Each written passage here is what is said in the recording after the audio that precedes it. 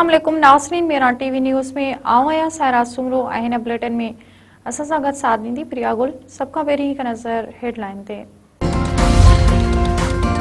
वज़ीर आज़म शहबाज शरीफ ऐं world liberty financial वफ़द विच में मुलाक़ात। पाकिस्तान में डिजिटल ऐं क्रॉस बॉर्डर अदायगियुनि वारे मुआहिदे ते सयूं कयूं वयूं। वर्ल्ड लिबर्टी फाइनेंशियल जी chief executive officer Zakariya Witkoff जी क़यादत में वफ़द वज़ीर आज़म सां मुलाक़ात कई। मुलाक़ात में नायब वज़ीर आज़म इसहाक़ डार, फील्ड मार्शल सैयद आसिम मुनीर ऐं नाणे वारो वज़ीर मोहम्मद औरंगज़ेब बि मौजूद हुआ।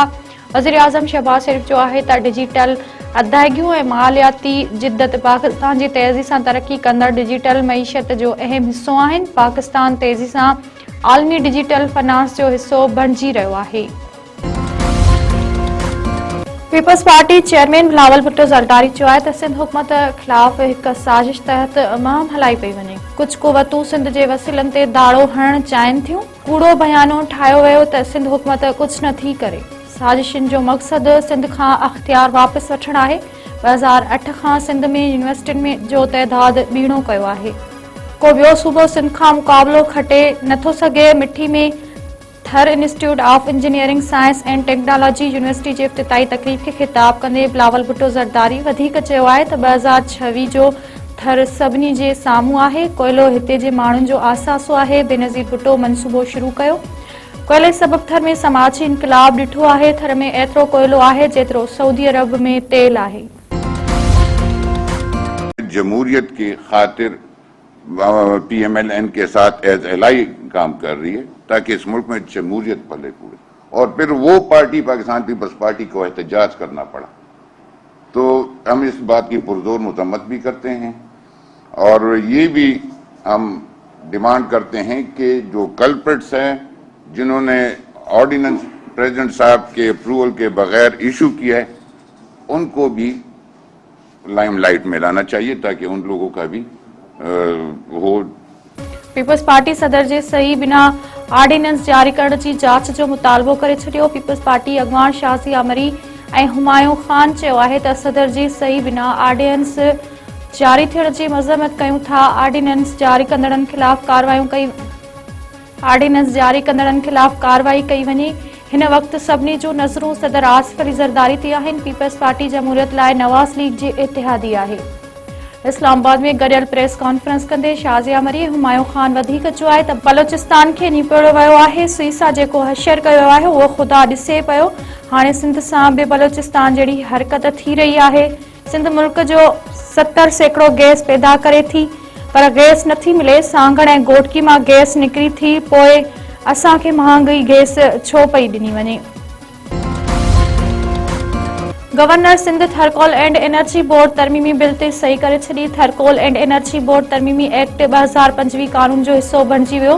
थरकोल एंड एनर्जी बोर्ड खे टैरिफ जी क़ीमतुनि जे तोइन जा अख़्तियार हासिल हूंदा। बोर्ड फीस लागू ऐं पंहिंजे फ़ैसिलनि ते नज़रसानी करे सघंदो। कोयले जी क़ीमत ऐं चार्जिस ते कंट्रोल जो अख़्तियार बि बोर्ड खे हूंदो। नाणे वारे वज़ीर मोहम्मद औरंगज़ेब चयो आहे त उहो सच आहे त कुझु फर्म्स मुल्क छॾे वञी रहियूं आहिनि। तस्लीम करणु घुर्जे त टैक्स ऐं तवानाई क़ीमतूं वधीक आहिनि। सुधारनि जो मक़सदु क़ौमी ख़ज़ाने तां भार घटि करणु आहे। हलंदड़ साल $41 अरब पर ॾही नाणो वसूल थियण जी उमीद आहे।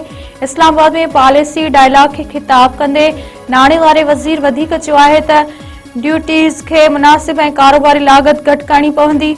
सुधारनि सां मुल्की एक्सपोर्ट ऐं सनअती पैदावार में इज़ाफ़ो थींदो।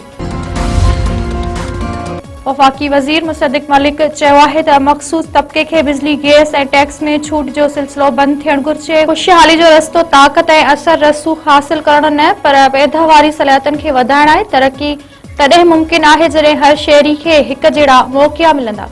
पॉलिसी डायलॉग खे ख़िताब कंदे मुसद्दिक़ मलिक वधीक चयो आहे त मुल्की मईशत में निजी शोबे जो अहम किरदारु आहे। रियासत खे कारोबार हलाइण बदिरां सहूलियतकारी जो किरदारु अदा करणु घुरिजे। निजकारी को नज़रियाती मनसूबो न पर मार्केट जे ख़राबियुनि खे दुरुस्त करण जो तरीक़ो आहे।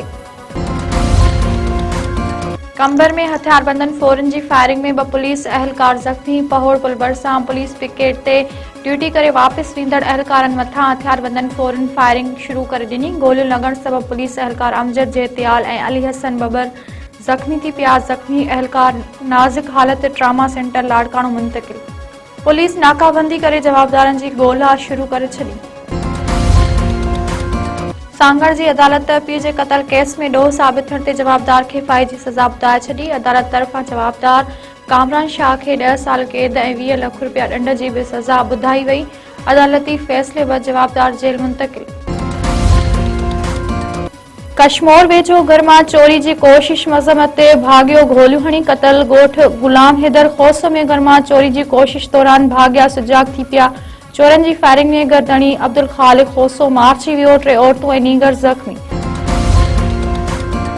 कैटी बंदर भरिसां समुंड में होड़ो ऊंधो 6 मुहाणनि खे बचायो वियो। हिकु ॿुड़ी फौत। मलेर जे इलाइक़े पिपरवासी खुलियल आसमाननि में पखियुनि जी शिकार दौरान हादसे जो शिकार। मक़ामी माण्हुनि 6 ॼणनि खे रेस्क्यू करे वरितो। हिक जो लाश हथ, ॿिए जी ॻोल्हा जारी। हथायल लाश जी पिपरीवासी असगर पंजाबी तौर सुञाणप। इतलाह ते वारसनि में कोहराम।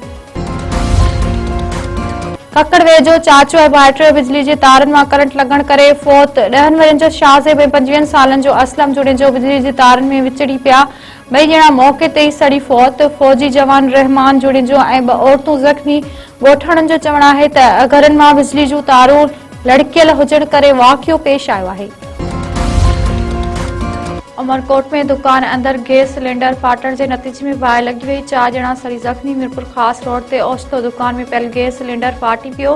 बाहि लॻण सबबि 12 वरनि जो लालचंद भील, 20 वरनि जो नंदलाल ओड, 14 वरनि जो सुनील ओड ऐं हीरालाल ज़ख्मी थी पिया। नाज़ुक हालत में अस्पताल मुंतकिल।